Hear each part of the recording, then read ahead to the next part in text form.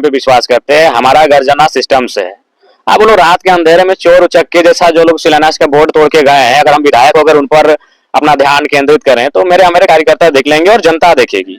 20 सालों का भाई उनका साम्राज्य का अंत हुआ है। तो धनबाद के सांसद ढुल्लू महतो और डुमरी के माननीय विधायक टाइगर जयराम महतो के बीच बवाल मचा हुआ है और एक बार फिर से कहा जा रहा है कि ढुल्लू महतो को पहली बार कोई मर्द मिला है जो कि सामने से लड़ाई लड़ रहा है और इस बार तो टाइगर जयराम महतो ने शानदार जवाब दे दिया है। अब दोनों की संपत्ति की जांच की मांग की जा रही है। नमस्कार, मैं प्रिंस कुमार सिंह, आप देख रहे हैं पॉजिटिव प्रिंस। अगर अभी तक आपने चैनल को सब्सक्राइब नहीं किया है तो खबरों से अपडेट रहने के लिए कृपया चैनल को सब्सक्राइब कर लीजिए और जो लोग ऑलरेडी कर चुके हैं तमाम लोग को शहर दे धन्यवाद। और वापस आते हैं अपनी खबर पर और जरा आप ये वीडियो देखिए। का बोर्ड तोड़ के गए हैं, अगर हम विधायक होकर उन पर अपना ध्यान केंद्रित करें तो हमारे कार्यकर्ता देख लेंगे और जनता देखेगी कि आज क्या उनकी सोच है। 20 सालों का भाई उनका साम्राज्य का अंत हुआ है। तो लेकिन फिर भी राजनीति में स्वागत करना चाहिए। जनता ने आपको 20 साल मौका दिया था, आपने सेवा किया। अब अगर जनता ने किसी और को चुना है तो आपको स्वीकारना चाहिए। शायद यही की घटना है। संतोष भाई बता रहे थे 1 महीना पहले किसी का प्रदेश में मतलब देश के बाहर देहांत हुआ था और पार्थिव शरीर को लेकर बड़ा संशय सा स्थिति बना हुआ था और अभी तक हम लोग भी किसी नतीजे पर नहीं पहुंचे हैं कि वो बॉडी आया है कि नहीं आया है। क्या कुछ चीज प्रोसेस में है, कुछ बताएंगे? ये सारा पहला बात है कि चूंकि टेक्निकल क्या चीजें हैं वो बहुत कम ही लोग समझते हैं और नो डाउट चूंकि प्रवासी की हम आवाज है तो लोग ये सवाल जहन में आता है कि प्रवासी मजदूर जो हमारे घर का है। जी हाँ, बिल्कुल। हम जिस घर में रहते हैं विजय महतो के ही गोतिया यानी उनके जेठा का घर है, जहाँ हम अभी फिलहाल डुमरी में रहते हैं और उनका ही पार्थिव शरीर आज सऊदी में है। इसमें क्या है, इसमें देखिए कारण ये है कि सऊदी का रूल नियम आप भी जानते हैं, सऊदी का बहुत टफ रूल है। तो वहां उनको गोली लगी है। अगर सिर्फ बॉडी लेने की बात है तो बॉडी हम लोग कल ही ले आएंगे बॉडी। हम लोग मुआवजा को लेकर और एम्बेसी से हमारी बात हुई, वहां के जो कंपनी के पदाधिकारी हैं उनसे मेरी बात हुई, जो हमारे मंत्री हैं राज्य के उनसे मेरी बात हुई और जो राज्य के विभाग के सचिव हैं उनसे भी मेरी बात हुई। और मसला यही है कि हम लोग मुआवजा की मांग कर रहे हैं और उनका कहना है कि जब तक कोर्ट का निर्णय नहीं आएगा हम लोग मुआवजा के लिए कुछ स्टेटमेंट क्लियर नहीं कर पाएंगे। जो भी मुआवजा देंगे लेकिन कोर्ट का निर्णय आएगा तभी हम लोग देंगे। अगर सिर्फ बॉडी की बात है तो बॉडी कल ही आ जाएगा, उसके लिए एनओसी देना होगा। तो इसीलिए तकनीकी चीजें जनता नहीं जान रही, इसीलिए विपक्ष वाले नो डाउट कहीं सोशल मीडिया में या यहाँ वहां गुमराह कर रहे होंगे, लेकिन सच्चाई यही है। अगर केवल पार्थिव शरीर की बात है तो पार्थिव शरीर विजय कुमार महतो का कल ही प्रक्रिया हो जाएगा और जो जितना समय लगे आने में वो आ जाएगा। लेकिन यहाँ पेच फंस रहा है मुआवजा में, और मुआवजा को लेकर तमाम जो विभाग हैं, चाहे वो एम्बेसी हो या फिर कंपनी के पदाधिकारी हो या राज्य के जो प्रवासी विभाग को देखने वाले अधिकारी हो पदाधिकारी हो, उनका एक ही चीज कहना है, एक स्वर में कहना है कि जब तक कोर्ट का निर्णय नहीं आएगा तब तक हम लोग मुआवजा को लेकर एश्योर नहीं कर सकते हैं कि हम कितना मुआवजा देंगे और क्या देंगे। तो वही पेच फंस रहा है। बाकी अगर पार्थिव शरीर की बात है वो कल भी आ जाएगा, वो परसों भी आ जाएगा। परिजन जब एनओसी लिख कर देंगे पार्थिव शरीर भारत देश आ जाएगा, झारखंड आ जाएगा। विधायक जी, प्रवासी की बात आया तो याद होगा कि विगत 9 महीना पहले एक नाइजर में कुछ बंधकों को बनाया गया था। आपने विधानसभा में बात रखा था और आपके पार्टी द्वारा राज्यपाल द्वारा भी संज्ञान दिया गया था। उस मामले को पता चला कि वो प्रवासी मजदूर शायद मुंबई अभी तक आ चुके हैं। तो आपको कैसा लग रहा है कि आपके प्रयास को कारण वहाँ पे उन लोगों मेरे अलावा भी बाकी लोगों का प्रयास है। मैं कभी भी जिस काम को मैं करता हूँ अगर उसमें कोई लोग प्रयास करते हैं तो मुझे सच बात कहने में अफसोस नहीं होता है और ना ही मैंने एक नकारात्मक किसी के प्रति सोचता हूँ। बाकी लेकिन मूलतः जो प्रयास था विधानसभा में मैंने बात को उठाया, महामहिम से भी परिजनों को मैंने मिलवाया और जिस तरह से 9 महीना उन लोग 8-9 महीना बाद तो परिवार को जो मानसिक बिल्कुल उसको लेकर भी मैंने कई बार उपायुक्त को भी कहा कि कम से कम उनके भोजन पानी की व्यवस्था करे। वो समय समय पे थोड़ा बहुत किए हैं लेकिन उतना पर्याप्त नहीं कर पाए हैं। दूसरी बात है कि राज्य सरकार को इस विषय में सोचना चाहिए। चलिए एक काम अच्छा हुआ, उसके लिए केंद्र और राज्य की दोनों टीमों को और दोनों सरकारों को धन्यवाद देंगे, दोनों के प्रयास से और हम लोगों जनप्रतिनिधियों के प्रयास से वो 5 मजदूर वापस आ रहे हैं। ये मैंने खुशी की बात है। लेकिन विजय बाबू का पार्थिव शरीर ना आना ये भी एक दुख का बात है। उसके लिए अभी फिलहाल विधायक नहीं, कुछ कानूनी दांव पेच है जो दोषी हैं और दोषी नहीं है कह सकते, उनका भी अपना सब अपने अपनी जगह पर अपने सोचने का नजरिया ठीक होगा। तो हमारा जो सोचने का नजरिया है परिजन के माध्यम से कि भाई मुआवजा मिलना चाहिए। तो मुआवजा नहीं मिलने के कारण हम लोग मतलब काफी जिद पे अड़े हैं कि मुआवजा दीजिए और पार्थिव शरीर को वहां से भेजिए। तो यही समस्या है और यही तकनीकी समस्या है, इसको समझना होगा।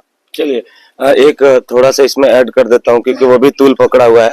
जब आप स्टेटमेंट दिए कि आपका छपा भी पेपर में, प्रिंट मीडिया में, कि एक माननीय सांसद ने इतने कम समय में इतना बड़ा धनराशि अर्जित किया और धर्म के आड़ में इतना सारा मतलब अपना एक मतलब एम्पायर खड़ा किया गया, तो उसके उपरांत एक पत्रकार है, नाम नहीं लूंगा लेकिन उनके शब्दों से दर्शकों को पता चलेगा, वो कहते हैं कि जयराम के प्रॉपर्टी का भी चेकअप होना चाहिए। तो करवा लेना।